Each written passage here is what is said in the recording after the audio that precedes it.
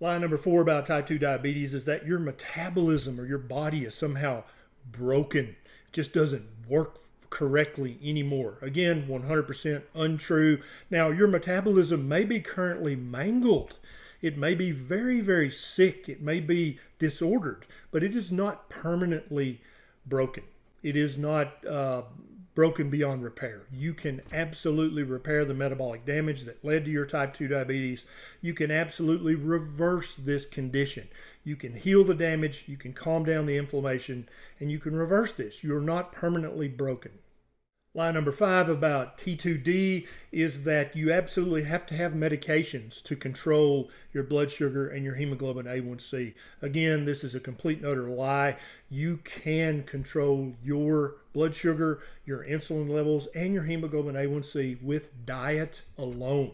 Now, a lot of healthcare providers out there will say with diet and exercise, but the truth of the matter is if your diet is proper enough, exercise is also optional. Now, I'm not telling you not to exercise. Exercise is great for you, but it is not necessary. So if any of you guys watching this video, if you're a paraplegic, a quadriplegic, if you are in any way just unable to exercise, you can still have a normal A1C and reverse your type 2 diabetes.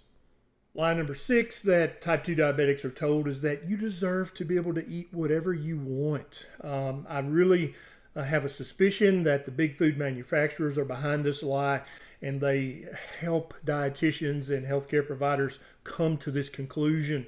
Diabetics are only human. They deserve to eat birthday cake too.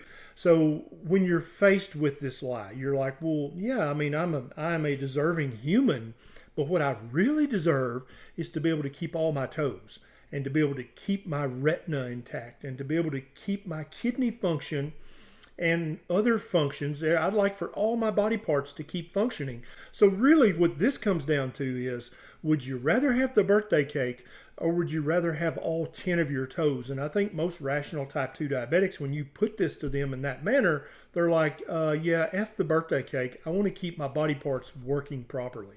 Lie number 7 type 2 diabetics believe is that you should never fast. You should eat something every 2 hours, either a meal or a snack. Now, there is a caveat. If you are on a medication that raises your serum insulin level, so if you're injecting insulin, or if you're taking a medication like glyburide, glipizide, glimepiride, then currently, yes, you don't want to not eat for too many hours or you will have a low blood sugar. But once you have lowered the carbohydrate intake of your diet enough to be able to stop the injectable insulin, which every single type 2 diabetic out there can do without exception, and then also improved your blood sugar and your A1C enough that you can get off the glyburide, the glipizide, the glimepiride, they work by raising your insulin. Once you're off these medications and you're only taking something like glucophage or metformin, you're never going to have a dangerous low blood sugar again. And you can start to fast for longer and longer periods of time, which is going to help your blood sugar and your insulin levels come under better control, return back to normal. Imagine that, having a normal A1C and a normal blood sugar. Yeah, that's possible for you as a type 2 diabetic.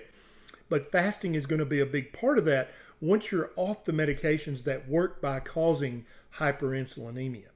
Annotated and summarized, easy to share with loved ones. The description below the title for this video has these summary points.